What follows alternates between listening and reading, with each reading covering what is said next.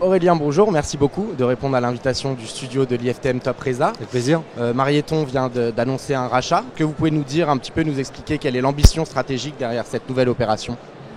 Alors c'est vrai que c'est des questions que le président Laurent Abitbol a pas mal répondu. On va dire que c'est la 30e acquisition du groupe Marieton. Comme le dit Laurent, l'idée c'est d'aller sur différents canaux, que ce soit tour operating ou agence de voyage, de développer le groupe Marieton avec des entreprises qui sont rentables et le groupe Time Tour est rentable. Donc on a une structure de plus aujourd'hui et une corde de plus à notre arc. Alors qu'est-ce que cette structure vous apporte en termes d'offres, en termes de propositions de voyage que vous n'aviez pas avant au sein du groupe? Elle apporte déjà, c'est vrai qu'une équipe de direction et des équipes plutôt qualifiées, une grosse partie de groupe. Donc la partie groupe était importante parce que on le sait pour nos tours opérateurs du groupe Marieton, plus il y a de groupes, plus on peut lancer de clubs ou de destinations en avance. Donc la partie groupe est intéressante. Et puis un maillage d'autres destinations grâce à Jet Set, Australie Tour et les marques Asie Infini, etc. qui peuvent compléter, on va dire, le schéma de nos tours opérateurs actuels et du nombre de destinations à la carte qu'on est capable de proposer aux agences de voyage. Donc, plus que jamais, Marieton propose des voyages dans le monde entier. Aujourd'hui, effectivement, on nous manque peu de destinations. On va dire qu'on a un panel entre l'Europe, l'Afrique, l'Amérique, l'Australie, maintenant assez large. On a des structures indépendantes au final, avec des directions indépendantes, avec notamment Bruno qui vient d'intégrer le groupe Marieton. Et c'est ce qui fait la force du groupe Marieton parce qu'on vit avec plusieurs entreprises, dans la même entreprise, et chacun gère sa petite PME comme il l'entend. Et on crée des liens, ressources humaines, comptables, etc. Mais la vraie vie du tour opérateur, le développement au quotidien, passe par le dirigeant et les équipes en place. Et alors, c'est la 30e acquisition depuis une vingtaine d'années, vous nous l'avez dit. Maintenant, vous avez une gamme de produits qui est quand même très complète. Est-ce qu'on peut s'attendre toutefois à d'autres acquisitions dans les mois, dans les années à venir? Alors, de toute manière, comme l'a dit encore une fois, c'est pas moi qui le dis, c'est Laurent. Oui, on est en recherche quotidienne d'acquisition. Maintenant, on n'est pas prêt à acheter n'importe quoi. On souhaite se développer step by step comme on a toujours fait depuis 20 ans. Et que ce soit en agence de voyage, Laurent a annoncé clairement qu'il y aurait des réseaux qui vont arriver, des acquisitions nouvelles bientôt. On a des objectifs de passer le réseau jusqu'à 600 agences selon notre président. Je pense qu'il le fera, il n'a pas l'habitude de ne pas faire ce qu'il dit. Et compléter notre offre avec des tours opérateurs, je pense aussi que c'est des pistes intéressantes. Mais il peut y avoir aussi, comme il l'a dit, l'international avec l'Espagne ou la technologie, qui sont à mon avis des sujets majeurs des futures années. Alors on va quand même rester sur les tours opérateurs avant d'en savoir plus pour les années à venir.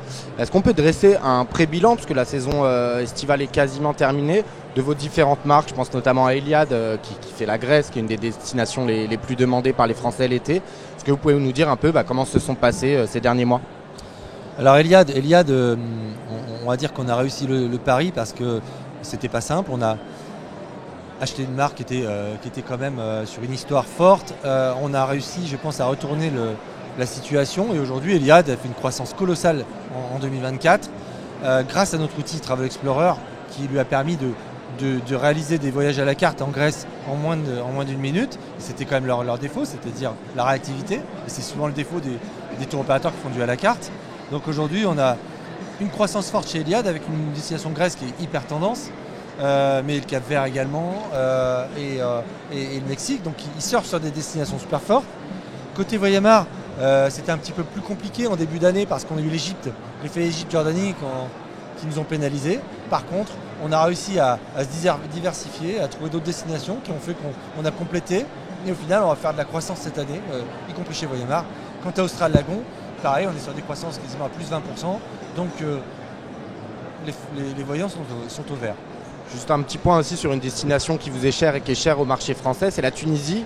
Depuis quelques mois, il semble que la destination revienne vraiment et structurellement. Est-ce que c'est le cas chez vous et chez Voyamar notamment? La Tunisie, c'est clairement le carton plein de l'année.